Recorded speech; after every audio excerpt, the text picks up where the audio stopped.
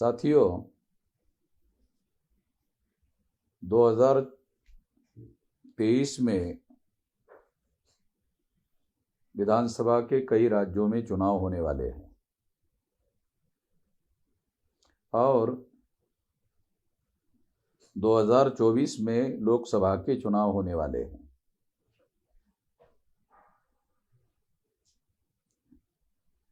इस चुनाव में दोबारा ईवीएम का यूज और मिसयूज होने वाला है। मैं यकीन के साथ, विश्वास के साथ ये कहता हूं कि ये यूज और मिसयूज होने वाला है। इसलिए ईवीएम से होने वाले चुनाव को भारत में वास्तविक चुनाव नहीं माने जा सकते। ईवीएम मशीन के द्वारा जो रिजल्ट निकाले जाते हैं वो रिजल्ट भारतीय प्रजा के वास्तविक इच्छा का प्रतिनिधित्व नहीं करते, वास्तविक ओपिनियन का प्रतिनिधित्व नहीं करते। उदाहरण के लिए सबसे बड़ी बात मैं आपको बताना चाहता हूं कि 2019 के चुनाव में नरेंद्र मोदी के चुनाव क्षेत्र में वाराणसी में 1,86,000 वोट ज्यादा निकला। नमूने के तौर पर अगर इस बात को हम लोग ग्रहण करते हैं तो यह प्रमाणित हो जाता है, ये सिद्ध हो जाता है कि ईवीएम में घोटाला करके चुनाव हो रहे हैं। ईवीएम आने के पहले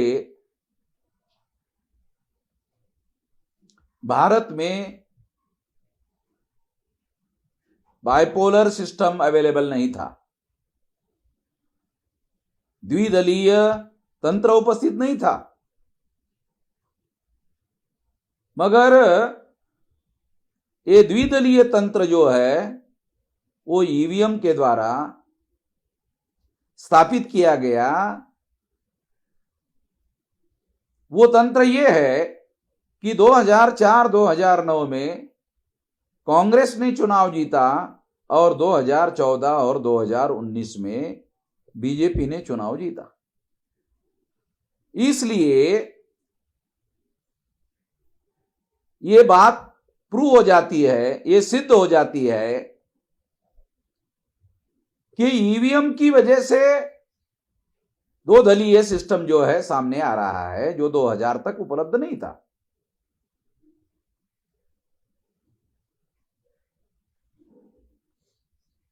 ये जो दोनों पार्टियां हैं, ये दोनों पार्टियां ये मनुवादी पार्टियां हैं और ये जो मनुवादी पार्टियां हैं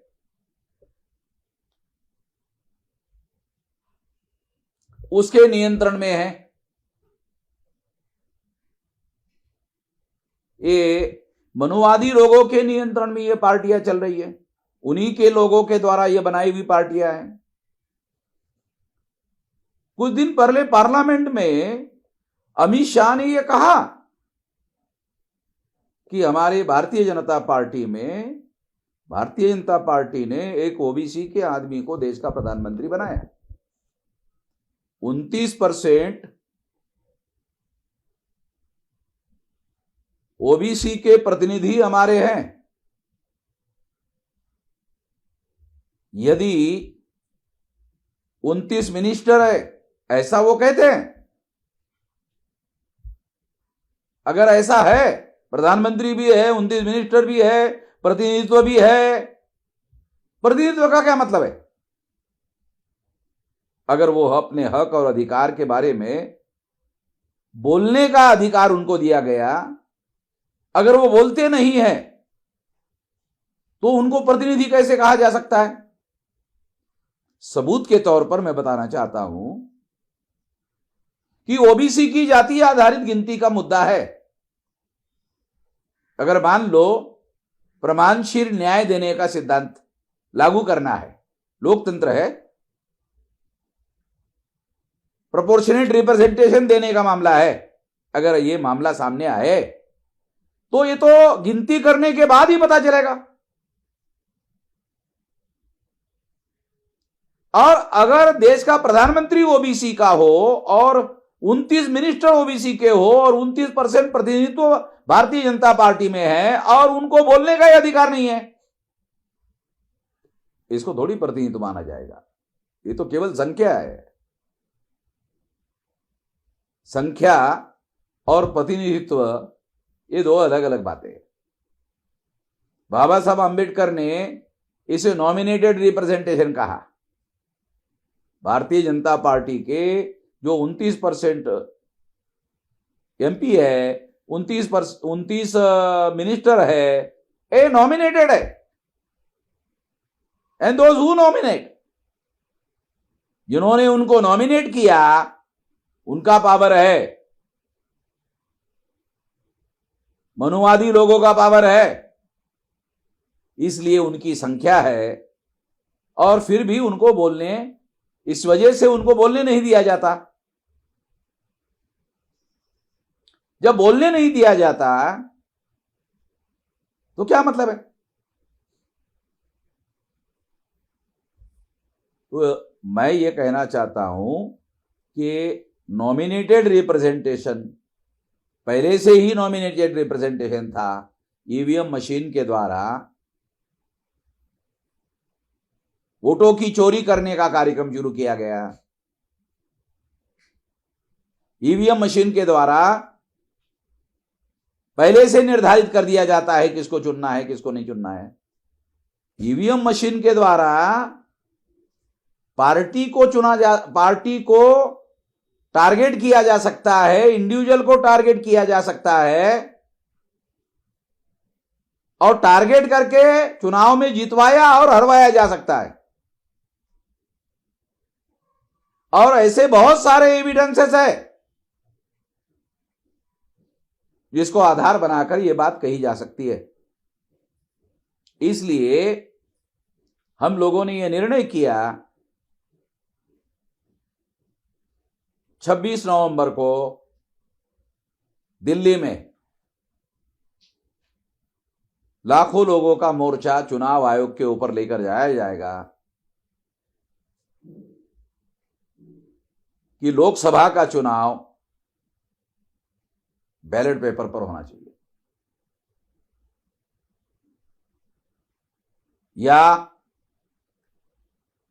जो ईवीएम मशीन के द्वारा ईवीएम मशीन में जो वोट डाले जाते हैं और जो पेपर ट्रेल में डाले जाते हैं, दोनों की गिनती होनी चाहिए। और दोनों की 100% गिनती होने के बाद उसको टैली करना चाहिए। जब तक ऐसा नहीं होता तब तक ये वास्तविक चुनाव नहीं माने जा सकते। इसलिए हम इसके विरोध में हैं और इसका विरोध करने के लिए लाखों की संख्या में लोग सारे देश भर से, मैं देश भर के लोगों को, सारे देश के लोगों को, 32 स्टेट के, 567 स्टेट के और जो नए जिले तैयार हो रहे हैं, दिसंबर तक हम लोग 729 जिलों में हमारे संगठन का जाल तैयार कर रहे हैं, उसमें से सारे देश भर के लोग जो है वो उसके विरोध में आंदोलन करने के लिए दिल्ली में लाखों की संख्या में आए और चुनाव आयोग के ऊपर हमें ये मोर्चा लेकर जाना है। मैं तमाम भारत के लोगों को अनुरोध करना चाहता हूं और खास तौर पर SC ST OBC minority कुनबी Maratha लोगों को अपील करना चाहता हूं कि वो सारे लोग जो है दिल्ली में चुनाव आयोग के ऊपर मोर्चा निकालने में लाखों की संख्या में सहभागी हो। इतना ही मैं कहना चाहता हूं। धन्यवाद।